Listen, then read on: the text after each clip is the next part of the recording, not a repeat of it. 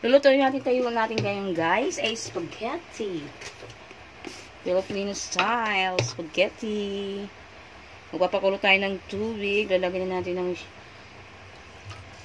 asin. Tapos mantika. Ay, wala na mantika.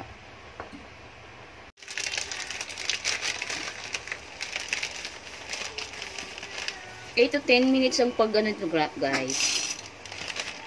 Magpapakulo ang ating pasta noodles. Magigisa na tayo, nakasala na yung ating kawali habang yung noodles natin ay hindi pa naluluto. At ito guys, umpisa na natin mag-gisa.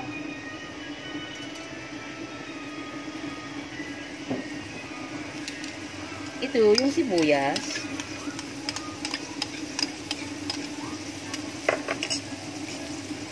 Bawang.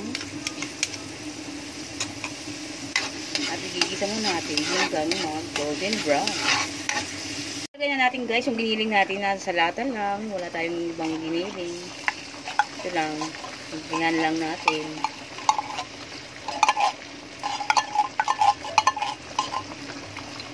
Yan lang yung giniling natin guys. Tingnan lang natin yung ating sahog. Ayan yung hotdog. Kung unti. Yan lang yung ating hotdog. At ito na guys, yung ating sauce. Yung ating Fiesta. Sweet.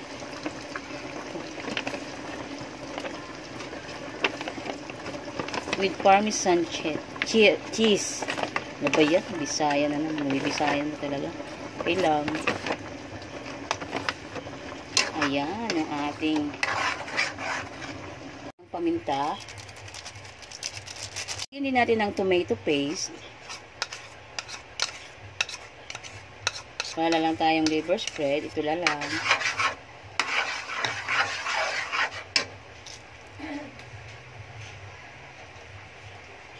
Lagyan natin ng sugar. Kunting sugar lang. Mamaya na lang natin tikman kung ano. Ito guys, para lang sa akin ha. Ito yung ating ilalagay natin yung pinagpakuluan ng ating noodles. Para may maglapot siya.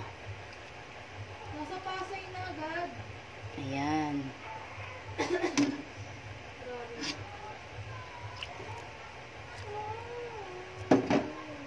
Para sa akin ha guys. Yun ang lalagay kong tubig. Kaya natin mag-reduce yung pinaka-sauce niya. Doon natin malalaman yung ating pinakalasa.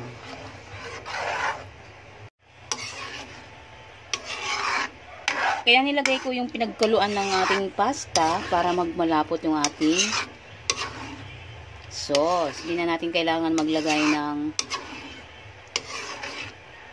all-purpose flour or cornstarch na malkonti.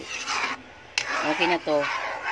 I-reduce muna natin ng konti sa mahinang apoy. At isawa ka natin susunod yung ating pasta.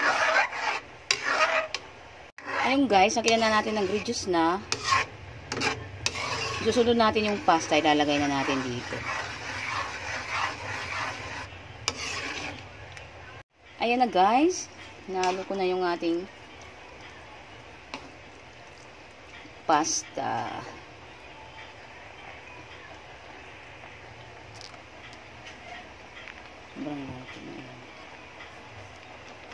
Habang naghahalot tayo, ilalagay natin yung cheese. Yun yung pinakahuli natin ilalagay yung cheese. Habang naghahalo, ilalagay din natin yung cheese. Ayan.